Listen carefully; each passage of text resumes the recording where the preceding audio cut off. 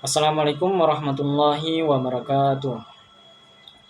Perkenalkan, nama saya Asrul dengan NIM 2024 010101 305. Di sini saya akan memenuhi tugas UAS saya, yaitu pada mata kuliah SKI atau Sejarah Kebudayaan Islam. Langsung saja di sini saya akan memaparkan materi terkait perkembangan sejarah Islam pada masa Nabi Muhammad SAW di Mekah yang dirancang untuk jenjang MTS. Jadi sebelum kita masuk pada pembahasan, di sini saya akan menyebutkan tujuan dari pemaparan materi ini atau pembelajaran ini. Yang pertama yaitu kondisi masyarakat Arab sebelum Islam. Yang kedua, bagaimana awal kenabian Nabi Muhammad SAW. Yang ketiga, dakwah Nabi Muhammad SAW secara sembunyi-sembunyi.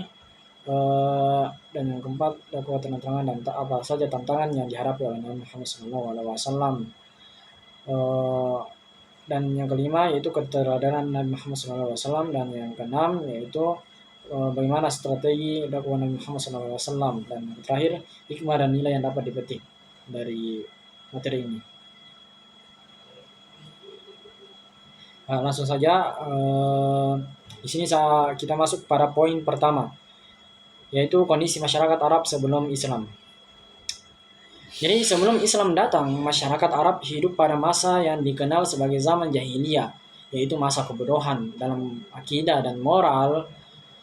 Mayoritas penduduk Mekah menyembah berhala seperti Hubal, Lata, Uzza, dan Manat yang ditempatkan di sekitar Ka'bah.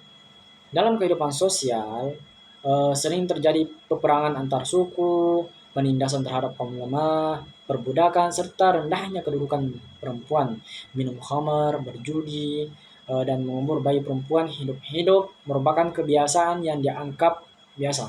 Namun demikian, masyarakat Arab memiliki kelebihan dalam hal bahasa, syair, keberanian, dan memegang adat kesukuan. Nah, selanjutnya poin yang kedua yaitu awal kenabian Nabi Muhammad SAW. Pada usia 40 tahun, Nabi Muhammad SAW menerima wahyu pertama dari Allah Subhanahu wa taala melalui malaikat Jibril di Gua Hiro. Wahyu tersebut adalah Quran surah Al-Alaq ayat 1 sampai 5 yang berisi perintah membaca dan menuntut ilmu. Peristiwa ini menandai dimulainya masa kenabian dan menjadi awal perubahan besar dalam sejarah umat manusia.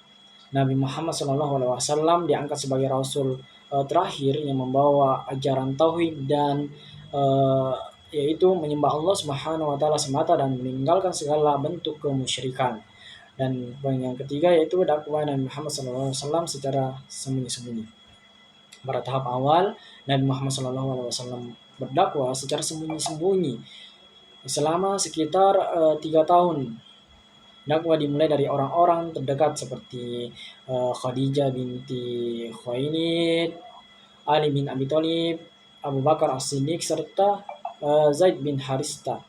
Mereka dikenal sebagai As-Sabiqun al-Awwalun atau orang-orang yang pertama masuk Islam. Dakwah dilakukan secara hati-hati karena kuatnya penolakan dari kaum Quraisy yang khawatir kehilangan kekuasaan dan pengaruh ekonomi. Nah, poin yang keempat yaitu dakwah terang-terangan dan apa saja tantangan yang dihadapi Nabi Muhammad SAW. Setelah turunnya perintah Allah Subhanahu wa taala dalam Quran surah Al-Hijr ayat 94, Nabi Muhammad SAW mulai berdakwah secara terang-terangan. Beliau menyeru masyarakat Quraisy untuk meninggalkan berhala dan kembali kepada tauhid. Reaksi kaum Quraisy sangat keras pada masa itu. Mereka mengejek dan mencaci Nabi, menyiksa para sahabat seperti Bilal bin Rabah dan Amr bin Yasir, melakukan pemboikotan terhadap Bani Hashim, merencanakan pembunuhan terhadap Nabi. Namun Nabi Muhammad SAW tetap sabar, tabah, dan tidak membalas dengan kekerasan. Poin yang kelima yaitu keteladanan Nabi Muhammad SAW di Mekah. Dalam menghadapi berbagai tekanan, Nabi Muhammad SAW menunjukkan akhlak yang mulia seperti sabar dan pemaaf, istiqomah dalam berdakwah, jujur dan amanah, teguh dalam keimanan. Keteladanan ini menjadi kekuatan utama dakwah Islam sehingga ajaran Islam perlahan diterima oleh masyarakat. Selanjutnya poin yang ke-7 yaitu strategi dakwah Nabi Muhammad SAW di Mekah. Dalam menyampaikan ajaran Islam, Nabi Muhammad SAW tidak hanya berdakwah secara lisan, tetapi juga menggunakan strategi yang bijaksana dan bertahap. Strategi dakwah di Mekah dapat dilihat dari beberapa hal. Di antaranya yang pertama itu pendekatan akidah atau tauhid. Fokus utama dakwah Nabi di Mekah adalah menanamkan keimanan kepada Allah Subhanahu wa taala. Ajaran tentang keesaan Allah menjadi pondasi utama sebelum aturan ibadah dan hukum sosial diturunkan. Hal ini bertujuan untuk membersihkan keyakinan masyarakat dari kemusyrikan. Yang kedua, itu pendekatan akhlak. Nabi Muhammad SAW menampilkan akhlak yang sangat mulia. Kejujuran, kesabaran, dan kasih sayang beliau menjadi contoh nyata bagi masyarakat Mekah. Bahkan sebelum menjadi nabi, beliau telah dikenal dengan gelar Al-Amin, orang yang terpercaya. Yang ketiga, pendekatan personal dan dialog. Nabi tidak memaksa kehendak, tetapi mengajak masyarakat dengan dialog, nasihat, dan argumentasi yang baik. Beliau berdakwah sesuai dengan kemampuan dan kondisi orang yang dihadapi.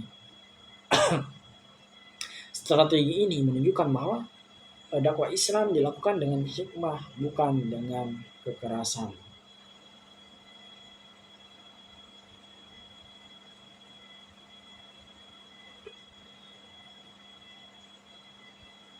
Nah, poin yang terakhir yaitu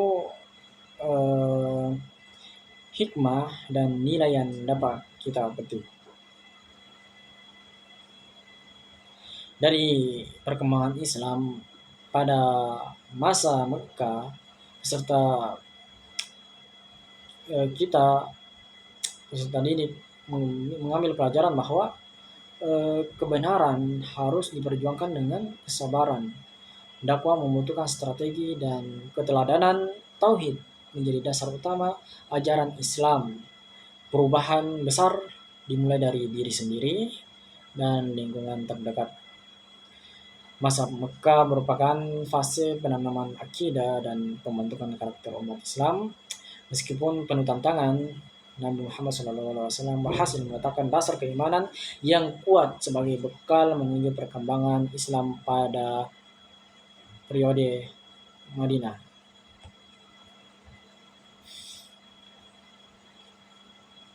Jadi kesimpulannya bahwa